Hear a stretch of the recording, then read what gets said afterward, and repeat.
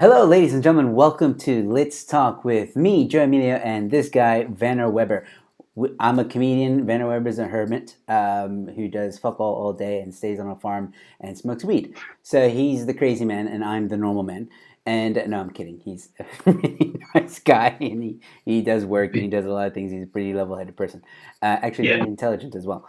So we usually talk about some interesting topics that are happening around the world, sometimes in our own backyard, and sometimes we put our tinfoil hats on, and in Vander's case, his tinfoil beret, and we dwell into the rabbit hole. But tonight, we're going to be a bit different. Tonight, we're going to talk about an interesting topic that is going around at the moment in South Africa, and that is, who is this we that you speak of? Some of you may have seen some of these interviews that are going around on social media. I am one of the people that have been making memes out of them, where I try and tackle head on the issue. And basically, Gareth Cliff wrote a letter as a concerned citizen to the president and was attacked. And people asked him, "Who are this we that you speak of?" Just recently, DA leader, which I can never pronounce his last name, John, Steenhuisen. that one. Good on cue, buddy. Also I'm here was for your Afrikaans translations. yes. Also was attacked by a journalist who we all saw that interview, and she again was asking, "Who is this we that you speak of?" Recently, I released a video directing or answering that question. And if you guys want to see it, you can find it on my Joe Emilio page. You can find it on my Joe Emilio Twitter. And if you like it, please feel free to retweet. But I want to explain why I made that video. I want to go more into detail about who is the we, and I want to be very specific. And we already got some people watching, buddy. We've got Beast Invader, who's here. Thank you, Beast, for tuning in. We got Polly7 Fire. Thank you, buddy. Invader. That sounds kind of scary. I mean, this is kind of like, I mean, I don't want to judge, but Beast Invader, like, wow. All right, whatever you do in your spare time. Cool. He's actually a cool look. Like, I'm just kidding. Maybe it should have been like Beast Dash Invader, so there's like a hyphen. It's not just like a. Okay, carry on. Okay. Do you want to know? Do you want to know what his profile picture is? Nah, I'm good. I'm good though. Because it has nothing to do with what you're thinking about. Okay. It's I think it's Homer's father, Homer Simpson. Oh right. Okay. Yeah. Okay. And then we have Christoph Smuts joining us as well. Hello, Chris. Thank you so much for tuning in. And Beast Invader is already commenting, saying, "I like Steenhuisen, but he could have given a better answer, though." Okay, so that's exactly what that's actually a good. No, and that's fair enough. It's fair enough. Look, and look, I'll comment on that, right? And first of all, disclaimer: I'm not a DA fan. I don't believe in I don't agree with a lot of the things they argue. They do run a cleaner ship than some of the other parties. They are the primary opposition. I don't like some of the nanny state kind of concepts they put forward.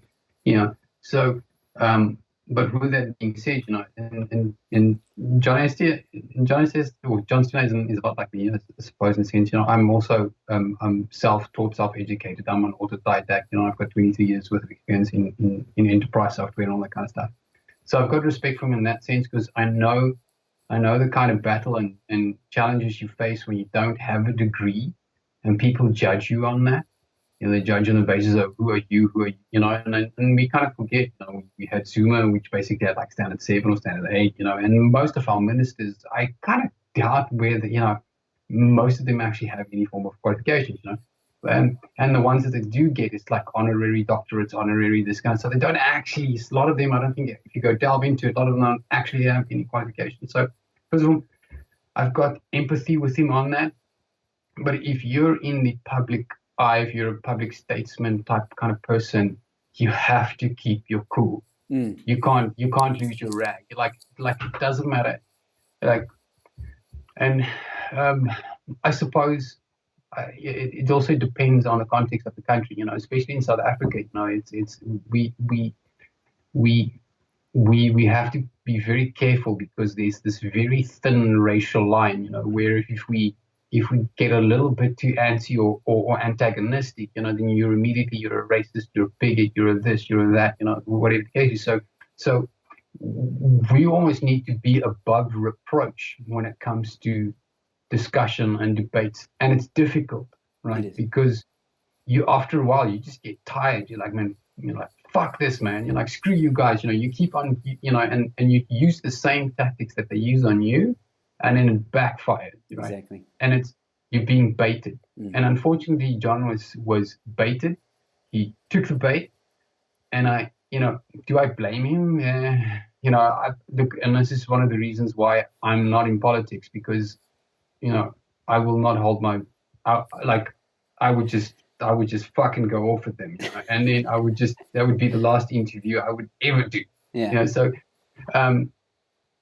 that's why you have people that, when they are in the public eye, they actually go through training. They do Toastmasters training. They get conditioned how to psychologically take that kind of barrage, and just take it and take it and take it and take it. And John, even sure you as a comedian, and I used to do comedy back then when I was still living in the city.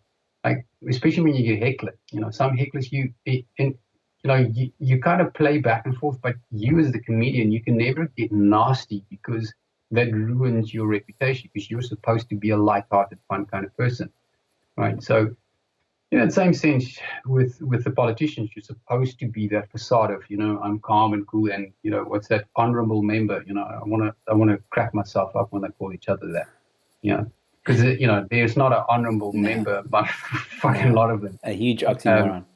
Huge oxymoron. Yeah. It's entertaining. So yeah, could he have done better? For sure, but given the current situation, the political environment that we find ourselves in South Africa, did you think it was going to end any other way? Yeah, that's also heavily debated. But same with Gareth. Yeah, same thing. Look, I think Gareth definitely handled it way better than John. Gareth definitely hit the nail on the head, and I don't think that the guest Jamil and the journalist got away saying, or ended that stream thinking, "Oh, we won." Like, definitely not. No, for sure. And if you go on Twitter and see the responses that they got, they were torn apart. They were, yeah. They were. So. Yeah. But in terms of John, I agree with you. I do think he lost his cool a little bit too much, and that doesn't look good. That just as a man in power like that just doesn't look good. And I get it. He lost his patience. I've seen the whole interview. He did lose his patience. But that's the thing, and that's what we're here to talk about. This narrative, this narrative that's going around to basically twist the word "we." We, in my opinion, means every single South African, whether you're black, white, Indian, Arab, whatever you are, if you live here, you have the passport, you've been here for a few years, you're a contributing member of society, or even if you're not a contributing member of society, if you stay on this soil, you are South African. And some people argue, oh yeah, but John doesn't speak for me because I'm happy to be inside. Well, here's the thing. I'm not saying that we should all just end the lockdown tomorrow and then go out and forget about the virus. That's not what I'm saying at all. I'm saying that there are economic problems in this lockdown and we need to address them. There are ways to combat the virus safely and at the same time address those economic problems. There are other options. Why can we not find a common ground between the two? Why does this have to get racial? Because there are people simple. It's simple. Yeah. Because everything in SA is racial. Everything in SA That's true. Racial. Let's call a spade a spade. Everything in SA is racial. Yeah. We like to pretend that we're a rainbow nation, and I do think, for the most part, I think most people do actually just want to live life, just want to get on with business. Absolutely. And just want to look out for their fellow South Africans, right? But there is a handful of what I call populists, and they're on all sides. They're on the they're on the left, they're on the right, they're in the center, they're in the, they're in all the parties. I mean, if you look at the number of political parties we have in South Africa, it is, it's a lot. I mean, there's a lot. I mean, it's not as many as some of the ones you get in, say, India and those kind of places, but we have a lot of political parties, which is a good thing to my mind, right? Because you do not want this concept of centralized power, right? But you also need to take into consideration, if you look at purely the number of people that voted in the last election, right? It's only something around the 10 million mark, and I'm speaking under correction, of the number of people that actually voted for the ANC, just because so many people just don't vote because they just don't care, because and I think it comes back to the thing is, it's like, for the so many years, people vote and nothing changes. So but anyway, that's sort of bringing a little bit of a point. But this whole thing about who the we are, and I think it's okay that there are differences of opinion. Yeah. There are people that John doesn't speak for, and that's okay. That's fine. I mean, I don't have a problem with it. There are people that are scared shitless of this virus, and they don't want to go out. They want to stay at home, and by all means, John doesn't speak for them. But then stay in your home, stay isolated, stay with your mask on, exactly. And let those that John does speak for, right? Let those get on with things, and just based on what I saw on Twitter, and again, it's like, even though I don't necessarily vote Democratic Alliance, but in this particular instance, I would agree. John does speak for me. I am concerned about the economic impact of what will happen. I am concerned about the long-term effects of the reduced economic engine. We're losing like 16.6 billion rand a day. If you think we're like day 50 something, so that's a lot of money to bleed. Exactly. And to recover from that it's I don't even know if it's possible. I don't think it is. So yeah, so this and look, and I think it was a bold move, and I think it paid off well for Jonathan, for the DA. I saw a lot of what you consider black Twitter that said, they don't normally agree with him, and there was a lot of those that said straight up, they're not DA fans, they're not necessarily, but in this particular instance, John speaks for them. Yeah.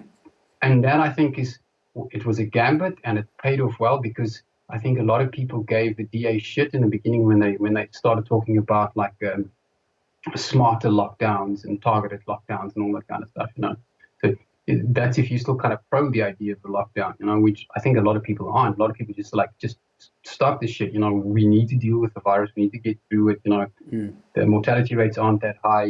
So it really doesn't really matter where you stand on this. At the end of the day, we have to get immunity, whether it's through some form of medication or you just have to get it through actually dealing with the virus and getting better.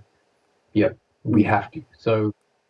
But this narrative that's going on, I think for me, it just came to a tipping point for me, because I've seen it for years. It's like we said, it's nothing new. They've been doing it to Ernest Roots for years. I mean, you watch any of his interviews, they attack him head on. Who is this we? Why are you doing this? Blah blah blah. Because he breaks down the narrative. He does. Look, and here's the thing is, right? There's a lot of these civil society, these civil organizations that look out for people of all walks of life in South Africa, right? But what they advocate for is arguably what we would consider more of a libertarian type country, where you kind of let the people get on with taking care of the people and taking care of supply and demand and figuring out business, because that's what we do. Government is really just an administrative branch that should just do the basics, absolute basics. So, sorry, I'm not quite sure where I was going with that point. We were talking about that? The whole narrative that's been there for a while. Oh, yes.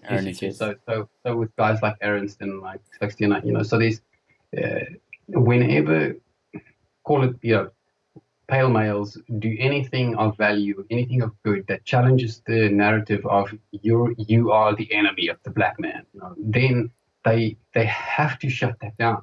That's why you get these hit pieces. That's why you get all these,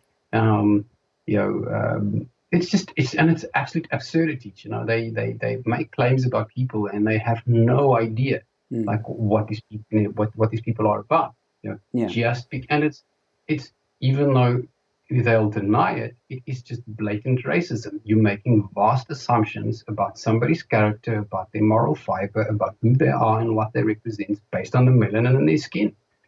Yeah. If that doesn't make you a racist, I don't know what does.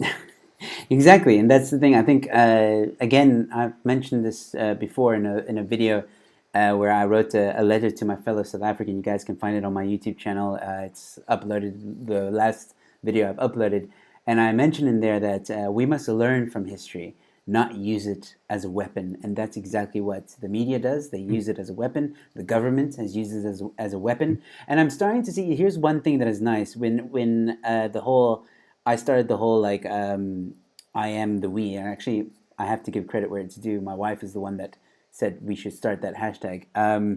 And she came up with I am the we, and then I just started pushing it as much as I can. It's popping up now on my phone. I'm sorry, guys. I forgot to put my phone on airplane mode, so now you're seeing notifications. So basically, I am the we. That's what it's about. It's trying to break down this narrative of racism. Like, I'm so sick and tired of this whole racism thing. I hate racism. I don't see color. When I look at you, Benner, I don't see a white guy. I see a human being. When I look at a black guy, I see a human being. No, because I'm not white. I'm like this caramelly kind of color. It's like it's yeah. But I mean, it's called this concept of and like Caucasian, Black, Hispanic. These are what I would consider cultural backgrounds. And yes, we do have biological differences. Because of the areas where our previous generations spent. And it's adaptation. It's adaptation to our environments. That's it. And culture as well. And look, to me, I practice permaculture, so I don't believe in doing monocrops. I don't believe in planting monocrops because it's not healthy for the ecosystem. So we have a biodiversity, so we interplant species, and here's the thing, right? Some plants work well together. Like, so you can plant, say, tomatoes next to say basil. Basil and tomatoes generally work well together. But if you plant, say, tomatoes and onions together, the tomatoes generally don't really do well. There's certain plants that don't co-plant. And I think that is to a certain extent, that is often true about human and cultural differences.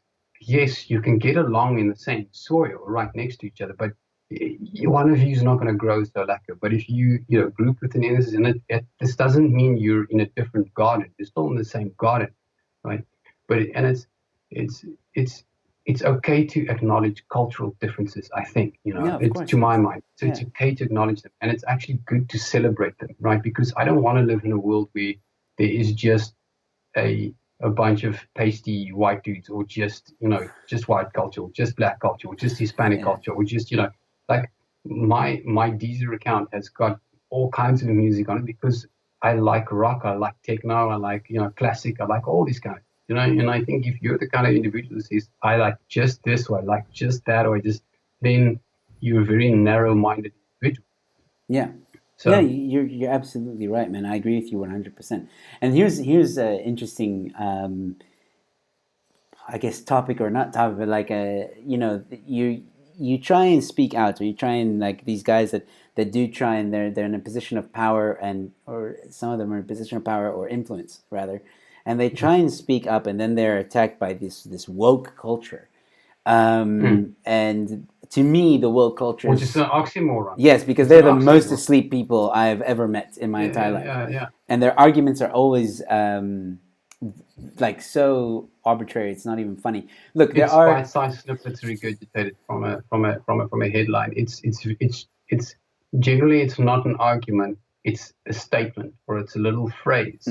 And then when you try and expand on the argument, there is no ability to expand on it because there is no much more substance to that statement or the phrase. Exactly. So and this is why you often find that debates, especially on Facebook or Twitter and that kind of stuff, especially if you go with what you consider the woke lot, generally doesn't go down as debates. It's just starts off as like you provide stats and figures and data and that kind of stuff, and then comes the ad hominem attacks. So it's just uh, because there is no debate. It's like a little blurb. Then you go, well, actually, here's the and then just here comes the attacks. It's like you see it time and again and again and again and again and again. Yeah. So yeah. I think I want to just talk a bit about the comments here to address them. Storm has joined us again. Hello, Storm. Always good to see you with us.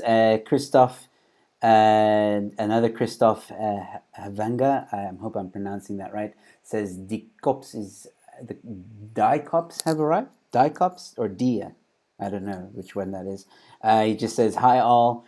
And then we have so Christoph agrees with what you just said as well. He said yep. And then we have here Storm saying the race card is a pawn in the political world to garner support for whichever movement they're pushing. It's why apartheid is still relevant, in quotation marks, today, 26 years later. Now, before I want to say something on that.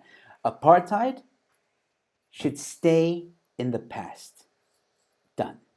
We should learn from it, yes. We should definitely not treat people the same way. And Nelson Mandela actually, okay, this is something interesting. He said a quote once. Now, researching on this quote, because I was going to use it, apparently they're trying, what I'm seeing on Google, now I don't know if the government has influence on this, but the quote, the article that I found, it's a quote basically saying that if the ANC is doing to you what the apartheid government did to you, you must do to the ANC what the apartment just flip it around. So whatever what you did, that's a famous quote, but apparently there is no evidence of that quote. Okay. Interesting. That was interesting to me because I read an article where they said they've scoured, they've looked all over for at Nelson Mandela's archives of footage. They know when it happened, which was Kasutu in 1993. That's when he said it, and there's apparently a diary where it was written, but nobody has proof of it, which is interesting to me.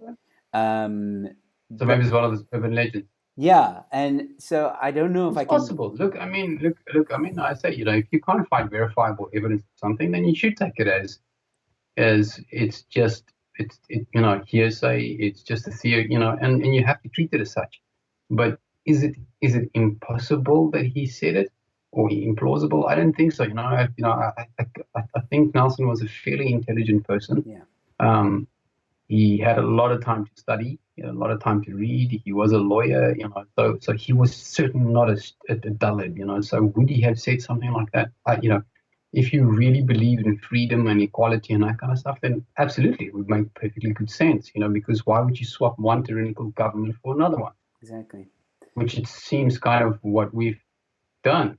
Yeah, and that's the thing as well. I think, this whole, which also the media is pushing out, blacks can't be racist. Bullshit. Everybody can be racist. It doesn't matter who you are. Anyone can be racist. Of course. It's not just the domain of the pale male. Yeah.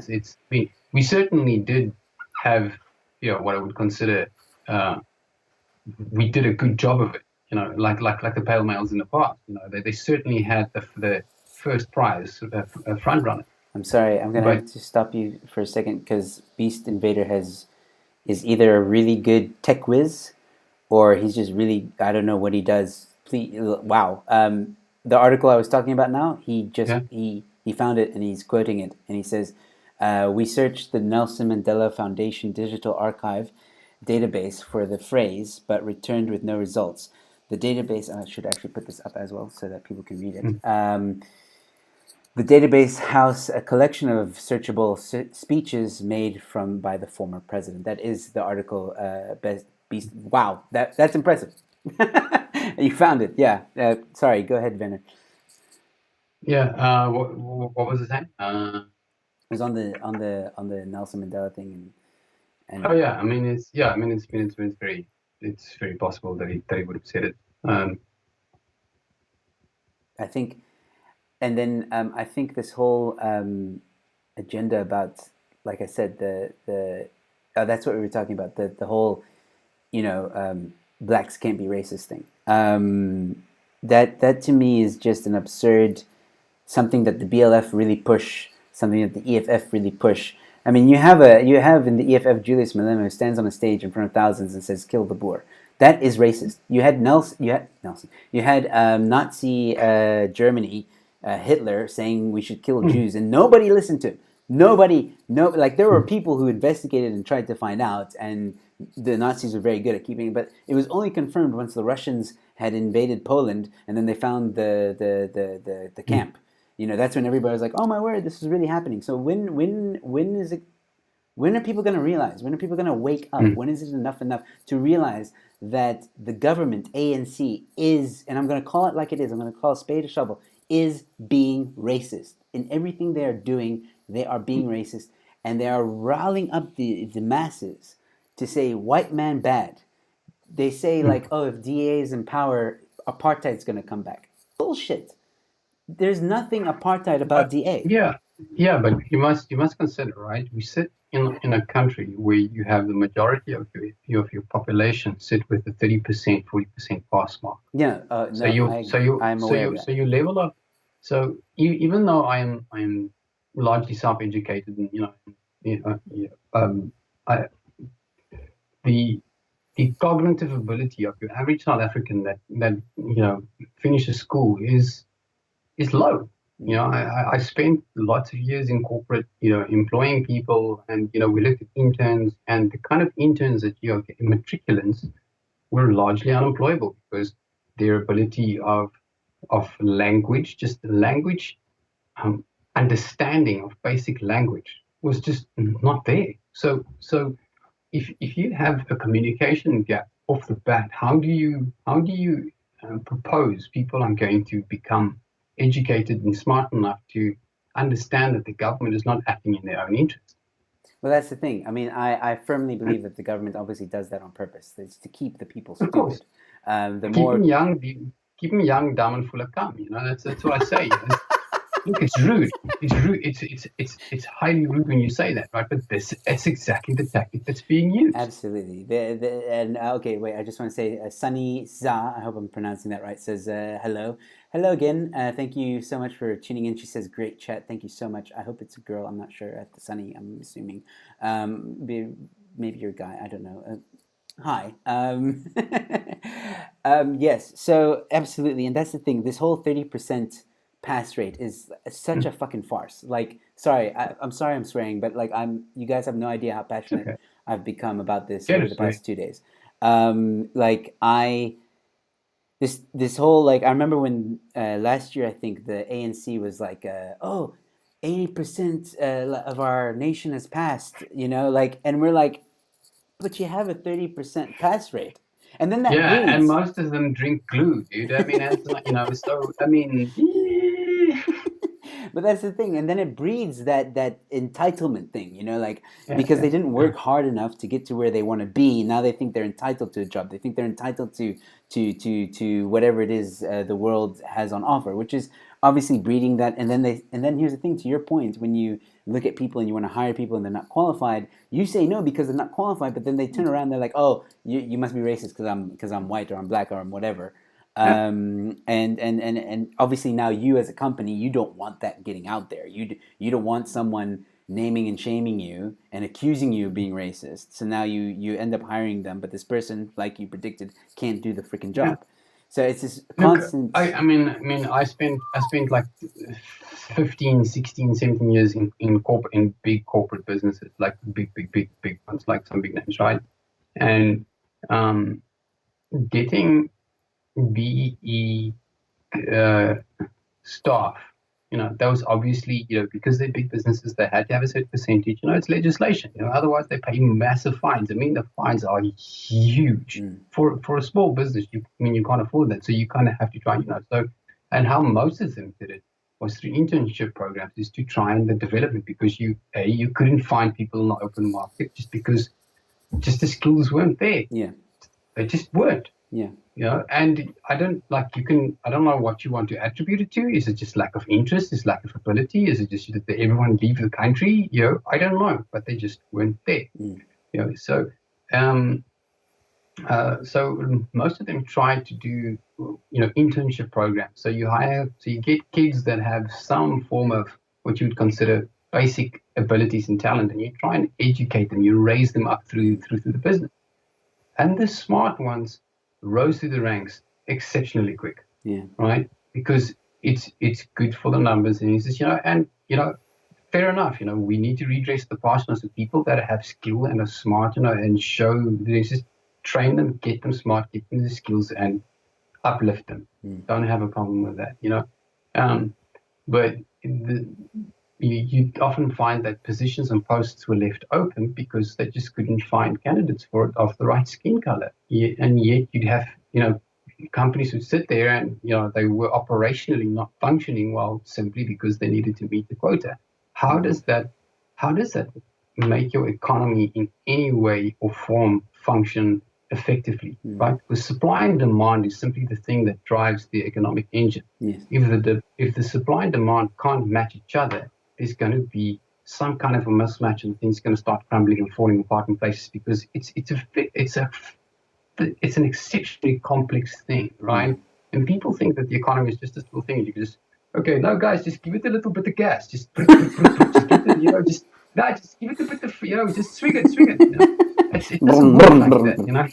Yeah. Just kick the tires, just push it downhill. It'll go. Come on, Johannes, let's do it. Yeah. It's look, and I mean, I'm not economist, right?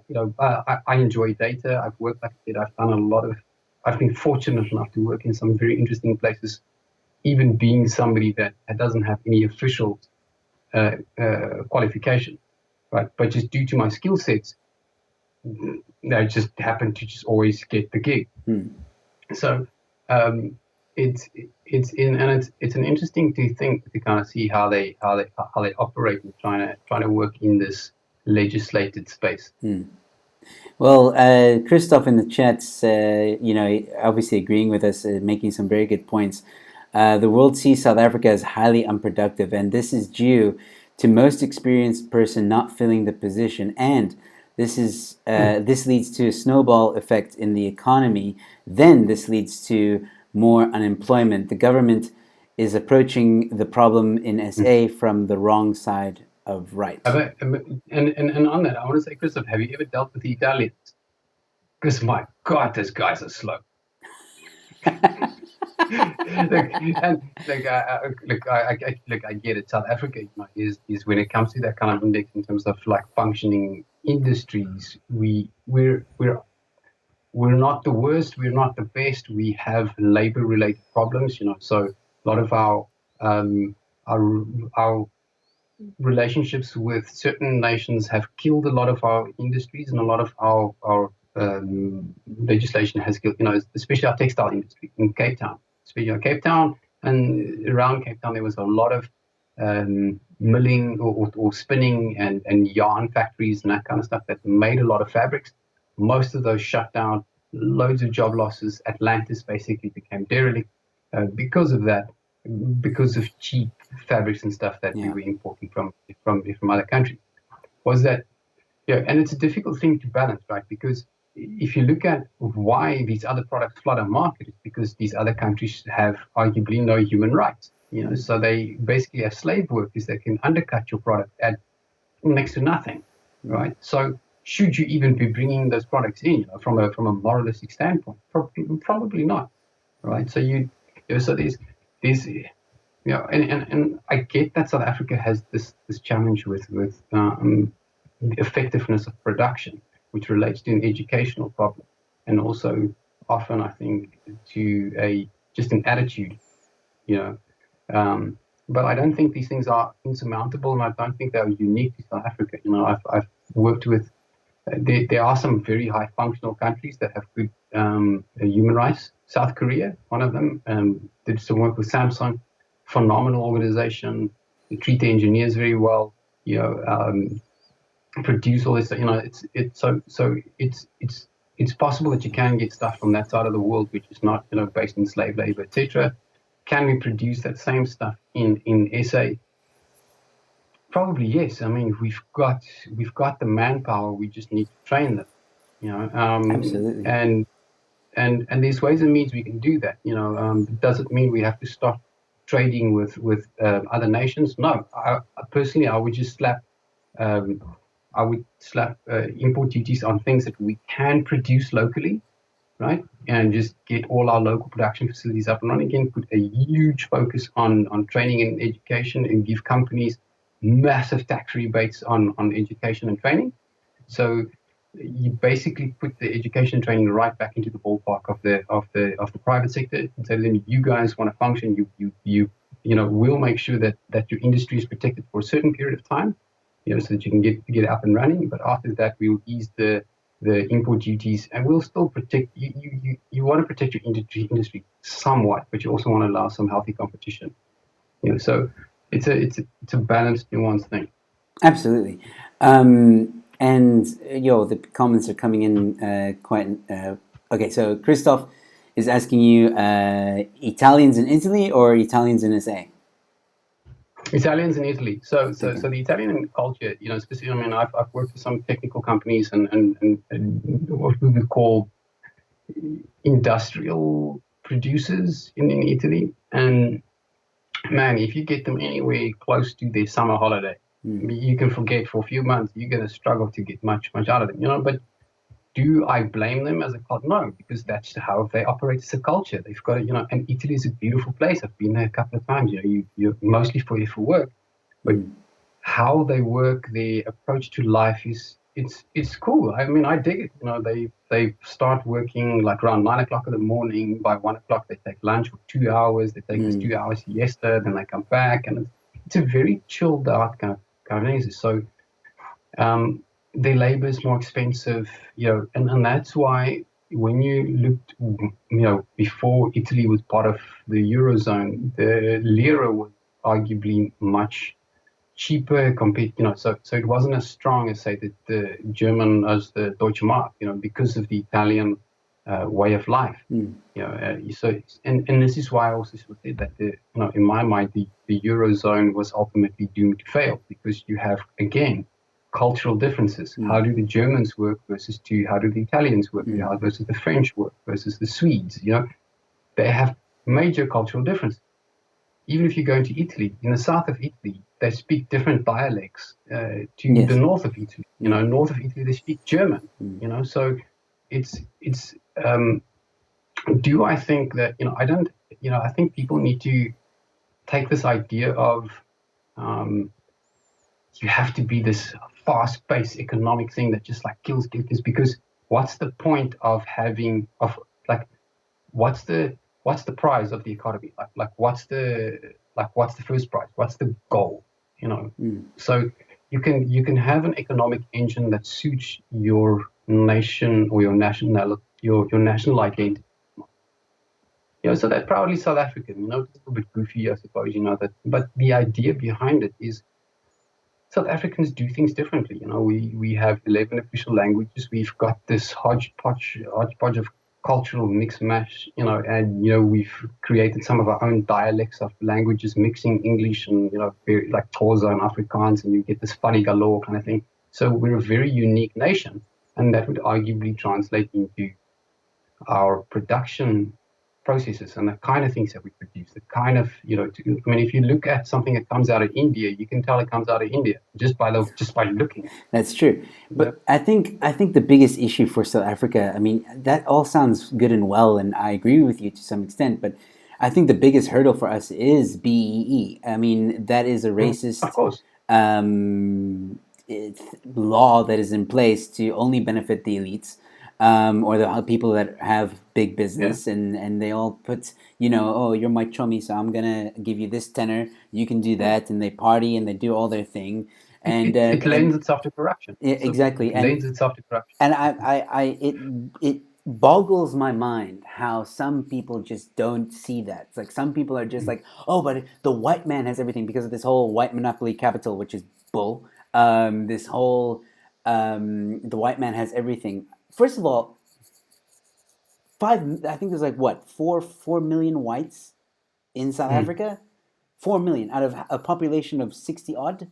Like, hello, we don't own everything. It's impossible. It's absolutely impossible. Right now, the government owns most of everything, and they're gonna take and take and take and take until no one is owning anything. Look at the past year. How certain businesses have shut down, big businesses have shut down, and big businesses have left South Africa.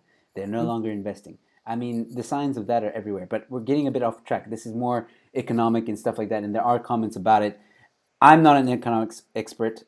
You might know a little bit more about it. I do know though that a free market is what's definitely going to help all of us to have some ambition, like you said, Yeah. make products that are very South African and sell it Yeah. and have healthy competition with each other that we grow and we become better and empowering even the little Yeah. guy Look, to here's to make a living. here's a good argument. Like we should have a leather industry, and look, I'll say I'm mostly plant based.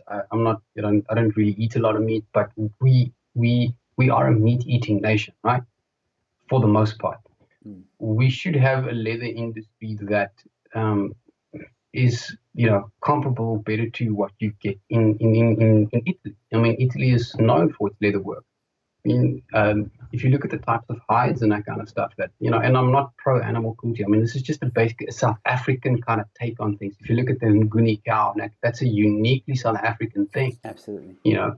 So, the type of things, so we have very unique South African aspects that we need to consider as a nation, when we look at how we build our economic engine, how we build industries, how we, it's because for us, being a competitor in Europe, when competing to say a India, it's going to be difficult because we're just further away. Yeah. It's Absolutely. just, so logistically speaking, for us to export, we're gonna have to have markets that is absolutely niche, and that's why, like, our wines and our fruits and those kind of things do really well. They are really sought after all over the world. But we need to find unique production opportunities in South Africa that we can for export market. Yeah. Well, that's the thing. And speaking about export market, Beast Invader said we need free markets with our states, but we should only trade with countries that at least try to be humane with their workers. That's a Yeah, very moral absolutely, thing for absolutely. any politician and country. Yeah, That you're 100% correct on saying that. But yeah. yeah, we'll see. First, I mean, we I have mean, to we have to first yeah. deal with our own country. It's all nice to say we should do this, we should do that, but first, the first thing that needs to go away, and this is why again we coming back to I am the we. It's this idea that the ANC is trying to speak for all South Africans and is trying to say that anybody else that speaks for other or all or whatever South Africans is wrong. Doesn't matter what Yeah. they say, doesn't matter what they do, they're wrong. And this They only speak for a sixth of the country. If you think about, like, we've got 60 million. If only 10 million are voted for them, it's only a sixth. exactly. And I think that It's not a lot of people, if you're but it's right, just of the people that voted. Of the people that voted, yeah. they have the majority. I think that if anything, this pandemic has shown the importance of voting. Yeah.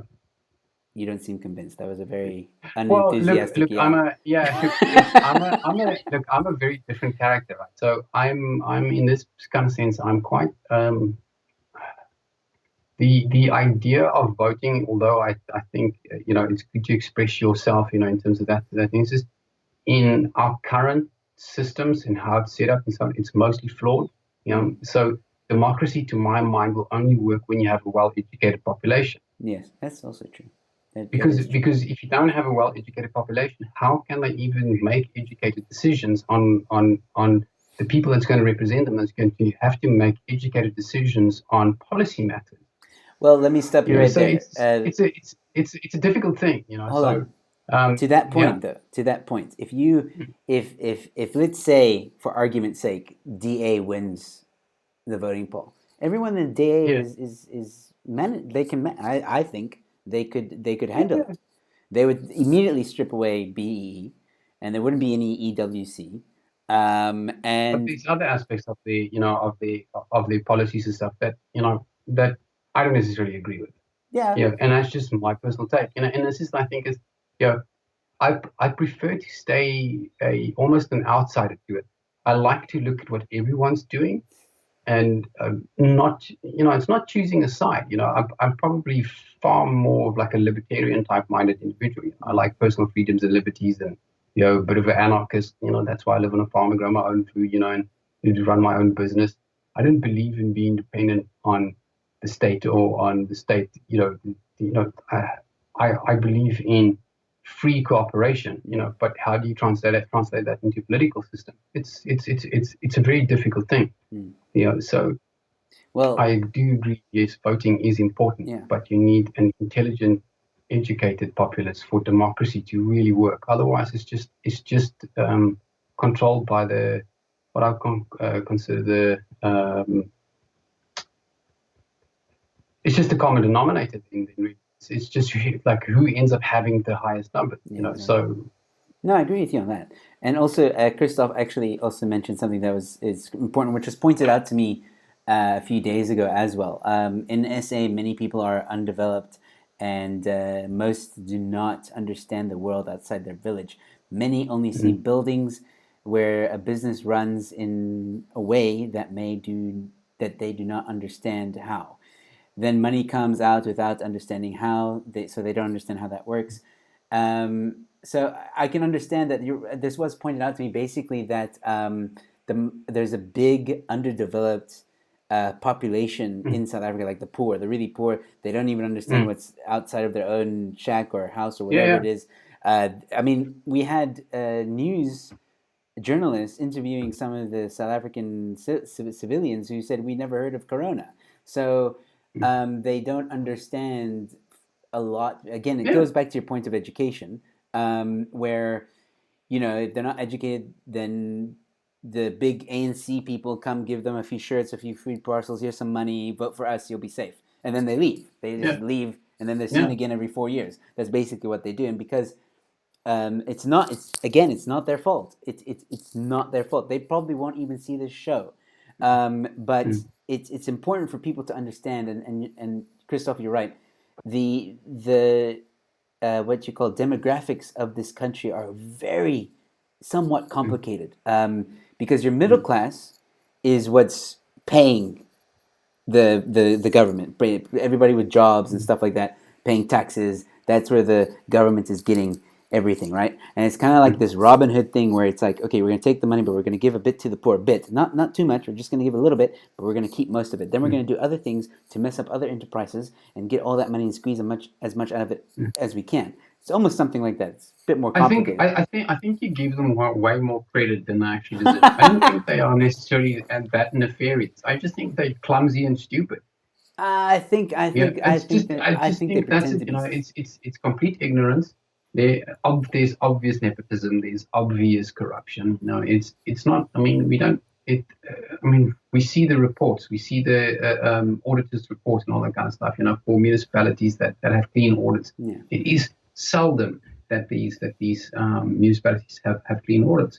And it's that again is a whole other debate, as to why we see that, right? And it's quite simple. Like if you never had access to stuff, and now you suddenly have access to all the stuff, now you're just gonna be like, dude, I'm gonna get an SRK, I'm gonna get my this, I'm gonna get this Wachomi, I'm gonna hook everyone up. It's in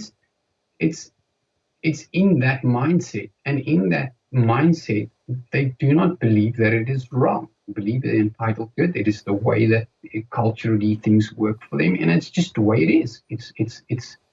And why do you think so often we talk about corruption, and then they're gonna look at you and go like what corruption?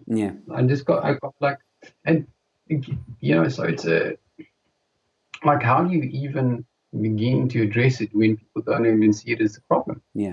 No, absolutely. That's another thing that the government's done really well of masquerading this racist propaganda to cover the illicit things that they're doing. I mean, so I just want to payback. They make them feel like it's payback time. Okay, look, guys, it's cool. Like, we're gonna ride this out for another few years because like they had 400 years on us. If we do 40 years, it's cool. 40 years. So it's and look, whether it's justified or not, there's a lot of people that feel, yeah, cool. No, you're So right. what? If you don't dig it, pack your shit and leave. Which And that is ultimately what I think is going to happen for, and in my industry, right? The number of people that have left, and this is why I'm arguing for the most part. Always, I still have work. I keep working. I never run out of work. I always get connections. It's just because there's few people that can do the stuff that we do. And it's not rocket science kind of stuff. It's just there's just no skills. Yeah. So how do you even class yourself a developing nation, when you don't have people that can develop you? No, it's not. South Africa has gone backwards, that's for sure. And I want to actually touch on something, because anybody that watches this and gets this far in the video, I'm sure would like to attack us about, oh, look at Werner and look at Joe. They're sitting there in their house, and this privilege and this entitlement, and they think they can just give opinions about blah blah blah. Look, stop. Okay, I'm having a conversation with a friend, and I'm not saying that there's people in the chats that are doing this. I'm just, for anybody that's watching this in the future, I'm having a conversation, a discussion with someone about the current affairs in South Africa. You can debate them all you want, and please send me an email. Send Werner an email. We'll debate all you want. That's fine. I'll even have you. I employ a couple of people. I've got some folks that work for me. Exactly. And if I have to decide to pack my shit and leave, then a lot of those people are going to be without a job. I can work anywhere in the world. Anywhere in the world. And I can leave tomorrow. And if you I'm want, still here. Yeah. And if you want, Because I want to be. And if you want to debate, then send me or Ben an email. We'll happily have you on the show, and we'll debate and we'll discuss. That's what we do. But don't be so quick to judge, because at the end of the day, we're discussing this so that other people can watch this and decide for themselves. Do the research. Find out if you think that we're lying, or you think that we're not incorrect, or sorry, if you think that we're incorrect, then do the research. Find out for yourself. Come back to us, and we'll have a discussion about it.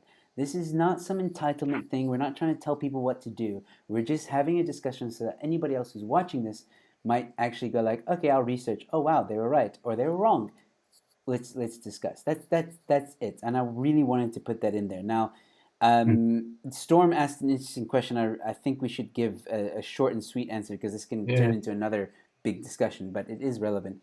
On the point of the economy, do you believe that a business figure, man or woman, should be president? Is it right to have Donald Trump and Cyril Ramaphosa as president, not a politician? Okay, so this is my opinion, and I stand corrected. I think it is great to have a businessman as a politician. Maybe not all the time, but Donald Trump, whether you like him or you hate him, has done good for America. The economy was on the rise. It was the lowest unemployment level in many, many years, and he's doing really good things over there. He might say some crass and what appears to be uneducated things and stupid things, as the media says, but he has good intentions, and he's proven it. So he's just very business-minded. Put yourself in a business-minded. He's business, not politician. Business. Like, if it was Donald Trump being interviewed by that woman on SABC, it would have been a whole different interview. So Cyril Ramaphosa, as I understand it, is more of a politician than a businessman. I mean, he's a billionaire. I mean, no, I know he's got Cyril's money, and I right. know he's involved in businesses. I get that, but he made his money through mining deals. Yeah, but again, like I don't put him on the same level as Donald Trump. I don't. I don't. Look, I can't necessarily comment on his business acumen. You don't necessarily become a billionaire even if you have connections. If you're necessarily stupid, with working with your money. We've seen a lot of other entrepreneurs that get all the chances in the world, and the money is just gone within months. Yeah. Right. So I can't necessarily comment on Cyril's. In terms of Trump, I mean, he's had his ups and downs and so on. On the question of whether you should have a politician or a businessman, I have to agree with Joe. I definitely think a business person is a better head of state. So let me call it this way, right? I don't think I think this idea that your president should be this, oh yes, jolly good to meet you. We shall have tea and cucumber sandwiches with the queen. I think that is utter horseshit. Because that's not why. If you look at a country, a nation, most countries are registered as corporations. They are listed on trading entities, and they get traded on as businesses. So why on earth would you put some namby-pamby person with touchy-feely kind of stuff into to run that? Because they are going to ruin it, right? They may make some decisions which aren't popular, the business person, but business people generally act in the interest of the shareholders. So who are the shareholders? It's the citizens. The citizens are the shareholders, right? Because it is our credit rating that gets affected. It is our interest, So what has the ANC done? They have literally taken our credit rating. I mean, if you go back way back into South Africa's history, like you paid $4 for a rand at one stage. Yeah, I know. Right. So, I mean, that is something to consider. We had some major industries, we had major exports, our weapon industries were well functional, because, and for sure, I agree with the government of that period? No, of course not. They were, so, but do you want to have a business person, and you should have a business person that is about people, and they are leaders, and then there are leaders, and I've seen this in corporate, I've seen this in small businesses, I've seen this in all sides, right? You get people that are all about the profit and nothing else, the profit at all costs. Yeah. And then you've got people that they see at the end of the day, the business is merely an expression of the people that work there, that function there, right? And their ultimate goal is to make sure that that vehicle stays healthy and functional. So people that are on that vehicle and that they stay employed, because at the end of the day, that is what puts food on the table. It's what puts the kids through school. It's what's, buys people holidays and that kind of stuff, So it is what gives you the opportunity to live your life. So I would choose personally to have a qualified business person or somebody with good business acumen to run a country. Yes. No, I that's what I said, and I think again, I was actually discussing this with a friend of mine. Like, when it comes to, if you think about a businessman, right? Like you were saying now, they just think in logic and they make decisions. And even though they might be in a board meeting and they have to make a decision, and not everyone may agree, maybe the majority of the board agrees, but at the end of the day, he has to make critical decisions, and you need someone in power to make those critical decisions. Say what you will about Donald Trump, but he has stepped up every time. Look at what he did when there was the coronavirus. He said China is not allowed to come in. He was ridiculed for it, and then later kind of praised for it, not even fully. But he made a decision that a lot of people, oh, you're racist, oh, you're this, oh, you're that. Same thing in America, and now. Yeah, but TDS is real. I mean, let's be honest. TDS is real. It is a real thing. Yeah, that's also true. So again, like I said, maybe not all the time a businessman, but definitely, maybe we should switch it up. Like 1 year it's a politician, 1 year it's a businessman, 1 year it's a politician, 1 year it's a businessman, or I don't know. No, I'm always, I think, and I think this is where, you've got the president, which the head of the state, which heads the ship, and the CEO heads the ship, but you have got managers and CFOs and all these various types of roles that focus on areas. So of course there should be people that focus on the humanistic aspect of it. So HR, if you think of it like the human resource. Yeah. And in most businesses, HR is generally kind of seen as just a cost center. But in my opinion, I think human resources should be seen as one of your most important areas of your business, because they are ultimately responsible for the happiness of your staff. Yeah. And if your staff aren't happy, they aren't performing. Yeah. If your staff are happy, they perform. Yeah. It's a very simple thing. Yeah. And there are many ways to incentivize people to perform. And I believe the same thing can apply to a nation at a national level, right? If you can scare people into doing shit of what they're doing now, you can inspire people. And people generally do things better through inspiration than they do through fear. Yeah. Ultimately, people will stop being afraid and they'll carry on with their life. But if they are continually inspired, they'll stay inspired and they'll continue maintaining that velocity. Yeah, absolutely. I was inspired recently. Okay, so I wanted. There's an interesting question here by Bismarck Bear. He says, one question: do you guys see a violent crescendo unlikely in SA near future? One second. Ronaldo, who I don't know if you know Ronaldo House, Brenner. Yeah. Okay, so Yeah. I mean, I've watched a little bit of his stuff here yeah, and there. Yeah. says there are too many law-abiding citizens for that to happen. I will say this: if you, this is my opinion. I'm sending a link. You can go and check it out, and you can share it if you want. It's on Twitter if you have Twitter. So it's on my Facebook page. That is how I feel about that question, which is basically I'm standing up. I don't know if there's going to be civil unrest. I don't know if there's going to be a coup, if you will. But I do think that we will see some form, maybe not in the traditional sense with pitchforks and all that, but I think in our current situation with the technology that we have, we will see some kind of movement.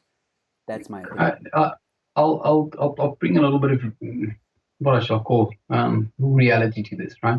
So, I was fortunate enough to be part of the cannabis legalization process for the last couple of years. Yeah.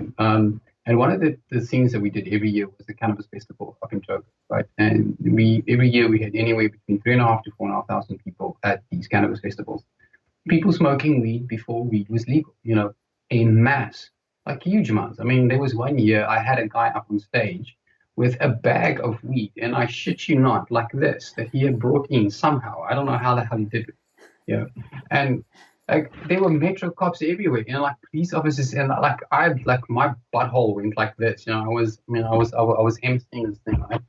And but the simple fact of it is that they cannot arrest everyone, Yeah, they can't. and you don't have to get violent. You don't have to get, I mean, if you look at these things, we had marches, we had all these kind of things, and um, I get that we're in a situation where organizing marches and that kind of stuff may be a bit of a problem, but you have the ability to go and exercise. So I would say if you go exercise, put something on your mask, put something on your t-shirt, so it doesn't have to be a violent protest, but a simple display of I'm not cool with this, and it will spread. Exactly. Absolutely. Um, and here's the thing is you cannot be arrested for not wearing a mask. It's an obligation, it's not a law, right? So a lot of these things are obligations, they're not law. So the moment that you get arrested for a lot of these for contraventions of these obligations, right, it opens the police up for civil lawsuits, which some of them are already happening.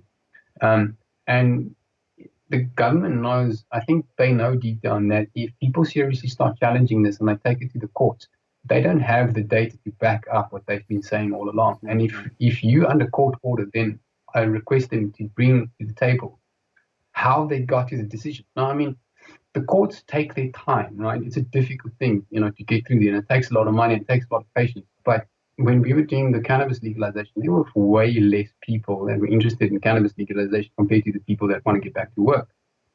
So the people that want to get back to work just kind of got organized and got the shit together. They could have this thing turn over in a week.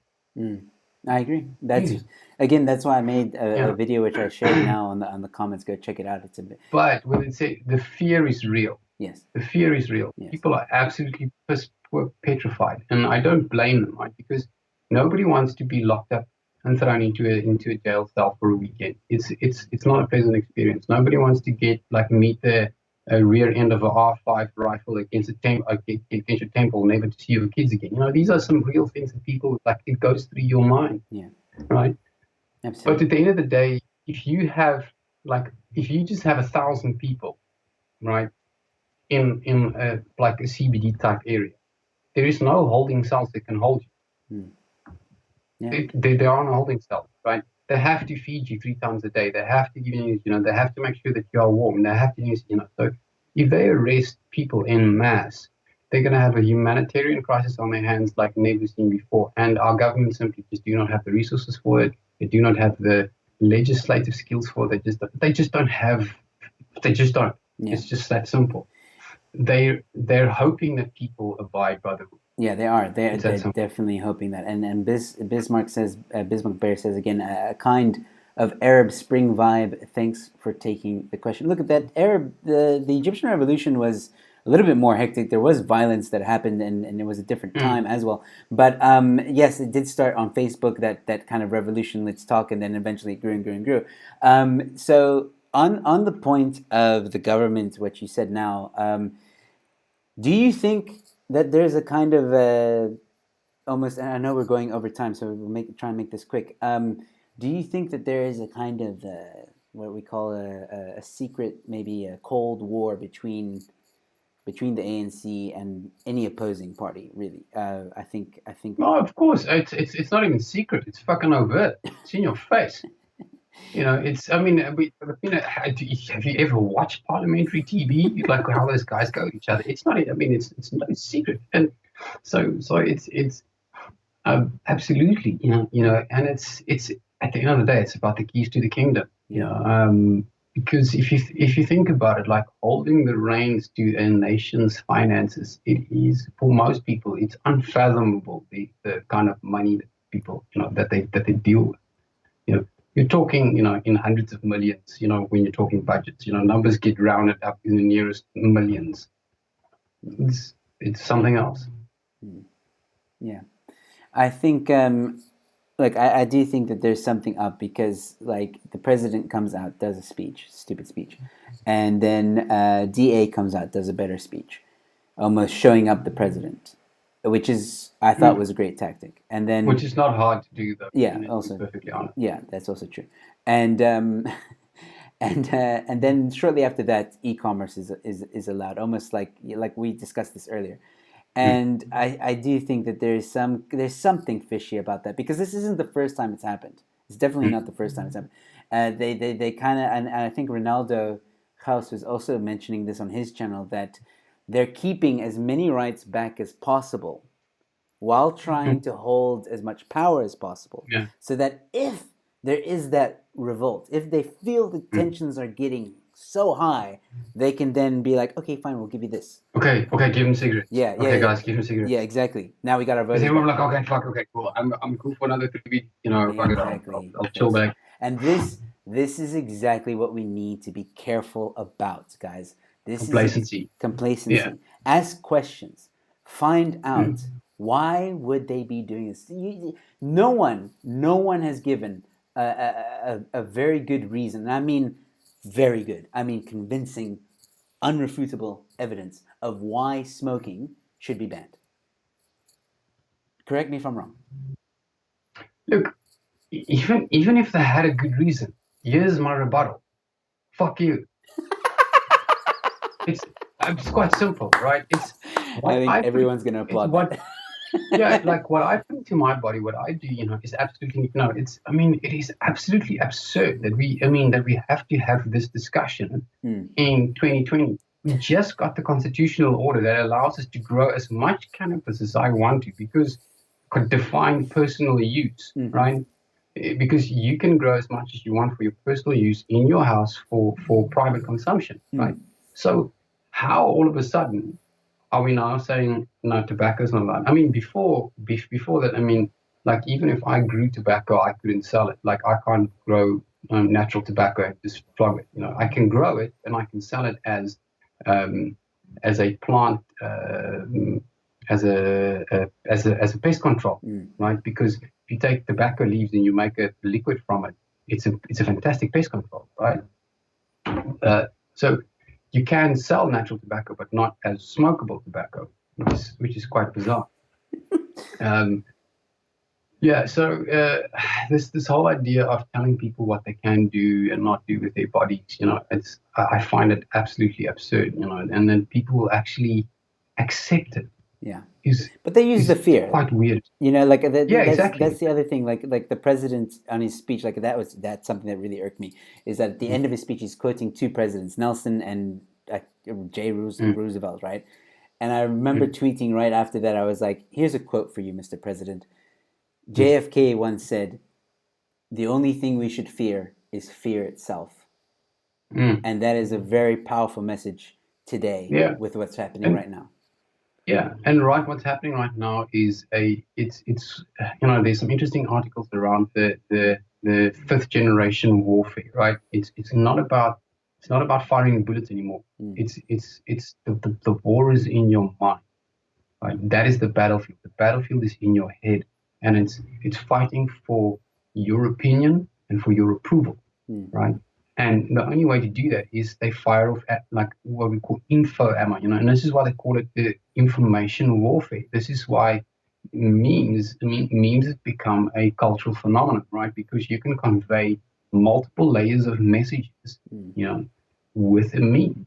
And I think, touching on this, like why the left can't meme is because for the most part, I don't think most of them have the deep enough intelligence in order to meme meaningful, because memes generally have multiple layers of meaning. I think you And just I know roasted that's like the entire woke community right now. right. It's true, right? Because if you look, there's like there's a simple one, right? Where it's like a picture of Machiavelli. And the quote says, the ends justify the means, Yes. right? But it's a picture of Kek, like the frog, right? When it says the ends justify the means. Yes. Now that in itself has something like 5 or 6 layers. Just in that basic meme, right? And you need to understand classical art. You need to understand the background between Kek and Pepe. You need to, so there's so many layers that you need to understand just to get that reference. And thousands and thousands and thousands of people on the right get it, because I think for the most part, most of them are arguably better read and wider read, and that's why you end up being a bit more conservative, right-leaning, because you go, okay, yeah, I've consumed all of these things that I can consume, and now I've distilled it into a set of ideas which largely kind of seems to fit with what we call, free markets, libertarianism, but more towards like the conservative kind of things. But you can't be just one thing. I don't think you can say I'm purely liberal, I'm purely conservative, I'm purely left. You can be if you're extreme on either side. Yeah, if you're extreme. Yeah. So, but even for the people that are extreme, there are some things which they are liberal on, but they just won't say it because I think a lot of people buckle to peer pressure. Yeah, no, that's absolutely true. You can see it now. That's actually a very interesting topic that I want to speak to you about. But I just want to get through the. Remind me that I wanted to ask you something about comedians and being complicit. So let's see here. Storm is enjoying what you said. Werner makes even a simple "fuck you" sound deep.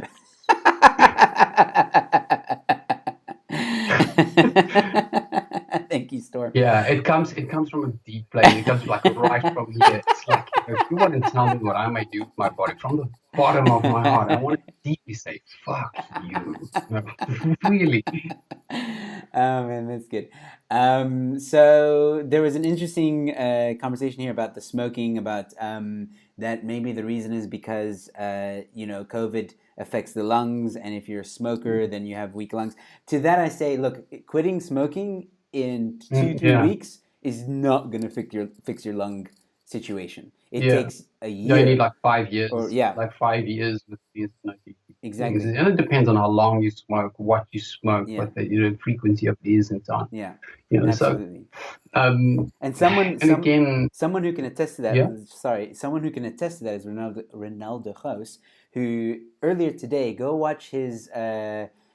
He did a vape special. So he explained vaping and he went into great detail about it. And he even said that after I can't remember how long it was, but his doctor noticed over a period of time that his lungs got better. It wasn't a overnight type of thing. It took time. I think maybe a year or 2 years, or maybe like you said, 5 years. So yeah, look, if you were a chronic smoker, like normal, and the problem is with your cigarettes that you buy is that it's not really tobacco like we know tobacco. Like when you take a tobacco leaf and you pluck it and you dry it out, it's got a certain amount of nicotine and tar and stuff in the actual plant, but it's an organic compound, right? When you buy a packet of Peter Stuyvesant 20, that tobacco that comes out of it, it's not a certain species of plant. It's not like Peter Stuyvesant Blue has the species of plant. It's all mostly Virginia tobacco. It's a basic tobacco plant. Yeah. That tobacco plant is dried and bleached. It bleaches out all the natural nicotine, all the natural stuff, right? and then it is sprayed with a chemical mix of nicotine and that it's that specific blend and burning agents and that kind of stuff. And that is, to my personal mind, that is the bigger problem with the tobacco industry as opposed to the tobacco in itself. Normal natural tobacco that you get, I mean, it still messes up like over long term. You still get the flame build-up, but it's nowhere near as bad for you as all the other cuck that you are burning when you're smoking a pack of 20s or a chemical compound. Yeah. And going back to Christoph, he said it was a whole medical thing. That's the whole. I think that's something that the lefts and everybody else that is not part of the I am we movement. They say like, yeah, but we needed our hospitals to be prepared. We need this to be prepared. If people go out now, it's going to cause chaos. Why do you want to stop the lockdown? It's blah, blah, blah. Again, I'm not saying stop the lockdown. That's not what we're saying. We're saying that there has to be a balance between the two of starting up the economy again and still being careful with what we do in our daily lives. I'm not saying let's end it now. The hospitals are ready. I am saying let's end it now. That's me. Yeah, I'm you. saying it. That's you, and that's fine. That's also absolutely fine. Look, if it was me, look, I'll be honest with you. I would say 60% of me wants it to end now, and the other 40% is still a bit in fear. That's how I feel. But I also understand the point of view of no, but if you open it up now, people are going to get sick, and it's going to raise the thing, and blah blah blah blah. Okay, so to find a compromise between the ones that want to end it now and the ones that don't, let's find a solution to it instead of race baiting and causing other distractions. That's all I'm saying. And yeah, so the hospitals are ready. Everything is ready. Even the president said the hospital. We've done this with the hospital. Blah blah blah. So to your point, why are we still in lockdown? Why? And nobody can answer that. They just flip it around. Yeah, but you're privileged and you're this and you're that. Just if you can't give me an answer, there's no rational reason. Nobody will give you a rational reason. There's no rational debate. There's no nothing. And there's again, and I still, my personal opinion is, I still think the numbers that we currently have is dubious. If you look at what the Tanzanian president did, I would like to have double-blind studies done on the actual testing kits. Now you're opening because, can we even trust the testing kits? I don't think we can. I think the numbers that's are very a question dubious. that nobody's even like. I haven't heard people ask the question. So can we trust the testing kits? Where do they come from? Have we done double-blind tests on those things to ensure? I mean, if the Tanzanian president, had tested a goat, a bird, and a durian fruit, and I think a few other things, and they tested positive. I think they tested something like 5 things, Yes. 5 or 6 things that were not human, and only one came back that said negative. The rest were all positive or unconfirmed. Yeah. So that's a huge red flag. Yeah. And if we're getting the same test because it was kits sent from somewhere, and we can all kind of think where those tests come from, right? And we're probably getting the same testing kits. Yeah. So I think that's a vital thing. And until then, my personal opinion is I don't think anyone has a leg to stand on. No one. Yeah. Because we haven't done this test, we haven't seen full sets of data extrapolations, we haven't seen the full things like comorbidities, ages, areas, all these other things. I mean, I saw something from one of the people, what I would consider the more woke left Karens of the internet, on Twitter, which made a mention of a family member passing, which was old, frail, diseased, but it was marked as a COVID death. Now, how does your mind not go, excuse me? It's just it boggles the mind that people are still, they see that. But this is how good the governments are at just keeping everyone confused. Because even guys like, I think it was some doctor in America, went on national television and admitted that doctors were asked to put deaths under COVID, even though they were suffering from other things. So this confuses the data. And to also talk about the COVID thing, about the data that's going around now in South Africa, I'm still waiting for someone to correct me on this. But from what I understand from one of these graphs that they put out on the internet and saying the lockdown is working, they measured in percentage, and you can't do that. It doesn't. you can't measure it in percentage day by day because that, for example, the explanation was this. If you have one person that is infected, then you get another person on that day that is infected. That's an increase of 100%, right? Yeah. But if you have 10 that are already infected and you only have 5 that are infected, right? That's a different percentage. And it sounds like it's less, but it's actually more. So we'll say, oh, that's like a 1% increase or whatever, but it's actually 5 people. It's more than what it then. Yeah. So the percentage thing doesn't work, and they were using that as a way to say, oh, the lockdown's working. I mean, they're lying to us, to our face. Yeah, no, it's like when they said, they estimated that they saved some 80,000 lives, by doing the lockdown. And my personal question is just how can you make that statement? You have no data to back that up. You have no. It's just models, right? And here's the thing: is models are just models. We have weather models, right, that predict our weather, and how often do they get it wrong? And I've said this before, we have years and years and years of experience in modeling the weather. Do you like software and data modeling and that kind of stuff it's what I do, right? So like I question the kind of people that would take this data and be able to say they can successfully model this virus spread, given all the variables, given all the things that happen right? And say, yeah, no, this is going to happen. And we've seen their models were horrendously wrong. And people predicted, in the third week, fourth week, we're going to see loads of infections, and the thing is, if we'd seen loads of infections, we should have seen a certain percentage of death, right? And we just haven't. And people say, no, it's going to come, and they say we're going to see a peak post-September. Well, of course, what happens at the end of September? It's the end of winter. Yeah. It's change of season. It boggles my mind to this day that people cannot put one and one together. So, I think there's a mix of a lot of issues there. I mean, this actually brings me on to the point of what I wanted to speak to you about earlier. And I think after this we'll end on it because we're going almost into an hour and a half, and I think maybe we'll do a part 2 of this because I think there's a lot to unpack. And I think something else that's interesting to maybe talk about is the stories that are around right now at this time. Like, for example, cigarettes. This triggered a few questions in the comments, which unfortunately I can't get to. So I think we'll talk about the cigarette ban. We'll talk about some of the things the agenda that the government has. We'll do a bit of research, and we'll talk about it the next one on Wednesday. So we'll do a part 2 of this, if you don't mind, Werner. Yeah, absolutely. Okay, so what I wanted to say is, the whole complicit thing. Let me ask you this: do you think some of the I'm going to put it vague, but I think you'll understand what I'm saying. Do you think? I get where you're going. Do you think some of the entertainers in our industry are sheepish or scared?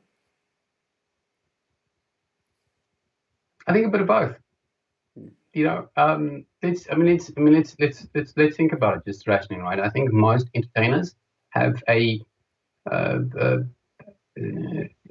shall I say it, a shallowish understanding of most world events, just enough so that you can stay relevant, so you can write some comedy about it, or that you can, put a clever wordplay on it, but not enough to really understand what is happening underneath, right? So they'll have enough context to being able to have an opinion, but it's really not a really good informed opinion, because why would they bother doing it? They get enough just to be able to participate in the conversation, but not really have a debate.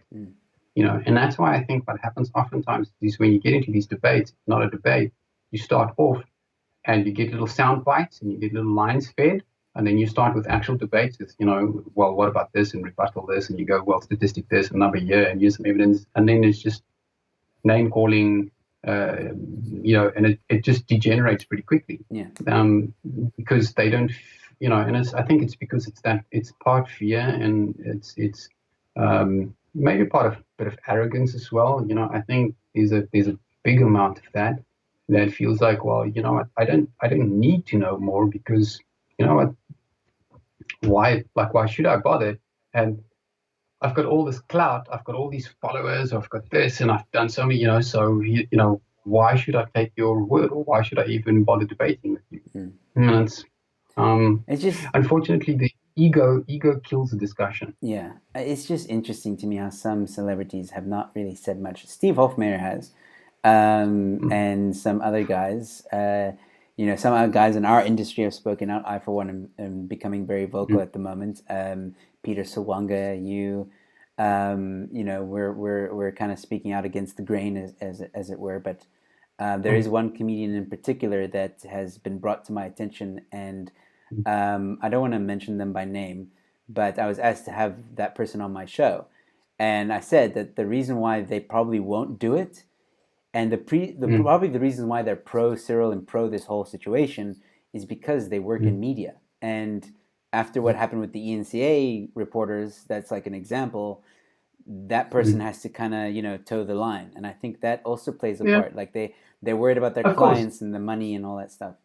Of course, it's a look. I mean, when your job depends on you not really uncovering, the real truth behind it. It's like we used to use that analogy when we used to deal with a lot of the police officers. Mm. And we'd start talking about the benefits of cannabis and the health benefits, and it's not really such a bad drug, etc., etc. For a lot of them, they didn't want to listen. Yeah. They didn't want to listen because their job depends on not paying attention to what you say Yeah. because they need to make that arrest and they need to have that number because if they don't make that number, they're not going to get their bonus. And this is a real thing, right? So a lot of the arrests are done based on quota. That you Yeah. have to make a quota, otherwise you don't make your quota, and then you get penalized. Now, how's that for a justice system? Yeah. So, in the same sense, I think a lot of our friends, and I still consider them friends, even the ones that call me names and have call me crazy and that kind of stuff. At the end of the day, I still care about these guys. I still think because at the end of the day, they're in the same boat as me. They just don't know it. Yeah. They just not necessarily aware of it. Yeah. They still think everything is fine, and our rights and privileges aren't being eroded. But I see a lot of them are becoming a lot more quiet and not as Yes. and not as vocal about it as they were before. Yes. So yeah, and I'm not going to be that "I told you so" guy. It's just at the end of the day, when things get confusing, I'll be there to answer questions. Yeah. You're absolutely right. I have also noticed that I've gotten a lot of questions since being on this platform from people watching. Hey, why isn't so and so saying this, or why isn't so and so saying that? And I have to tell them, like, look, you have to understand that they Mm. have to put food on their table, and they're kind of towing the line. Now, that doesn't mean everyone is. There definitely are the Mm. ones that do believe in on the other side. Mm. That's for sure. But yeah, there are the guys like okay, And we I have don't to want to accept mention that. names, but there We have are to accept that. guys. Yeah, there are guys that are like speaking out, but they're speaking out carefully. That's also fine. Mm. All right, so let's call it now because we've done an hour and a half. We usually do this show for an hour, but I want to say thank you to everybody that's tuned in. We had Mm. possibly the highest views, by the way, was this episode. Mm. So we are going to continue this conversation on Wednesday evening at 8:30. I will put out a whole schedule for it, and Mm. you guys just please subscribe to this channel. Please give this video a like if you enjoyed this content. We'll go deeper into who are the we and the narrative that is going around right now in South Africa, and we're gonna try and expose what's going on and bring it to light. We want to bring it to you. We want to bring all the Mm. information to you, and then you can decide what to do with it. You can do your own research, you can look for yourself. That's Yeah. what this show is all about. We want you to ask questions and think for yourself. Now, I did leave a link to the video that I made in the comments. So if you scroll up, you might find it. I'll leave it again right here. So please, guys, go check out that video. Yeah. It kind of explains who are the we. And please, if you enjoyed it, retweet it or put it on socials. Do whatever you need to do. Thank you all so much for tuning in. Sunny Sa, we had a new, that's a new person. Beast Invader, thank you so much. Christoph Havinga, I think. Darren Brand just joined us, but we're leaving. And then we also had Storm, Bismarck, thank you so much. Thank you all so much. Please subscribe. Werner, do you want to say anything? Yeah, I think stay tuned. We're going to bring you a lot more what we consider red pill information, or as in some cases maybe a red pill suppository, because we're going to shove it right up there. But I think that's no. Sometimes it's uncomfortable. Be nice. Truth. The truth is sometimes the truth is really uncomfortable. It's you just gotta take it. We're not supposed to tell them. We're not supposed to tell them. We Okay. discussed All this. right. All right. Well, no. Anyway, so we'll bring you some cool stuff and leave some comments of and ideas of what you want to hear more about. Yeah. Um, I have a treasure trove of useful of useless information buried deep in my brain. So we can, and there's of course the internet. So most of the stuff is just somewhere floating in here. But we can definitely do some research for you guys on, if you want to hear about Bigfoot, we'll talk about Bigfoot. You know. Absolutely. All right. Once again, guys, thanks for tuning in. Enjoy the rest Yeah. of your weekend. Have a fantastic night. Stay safe. And we'll see you at the next one. Cheers. Good night.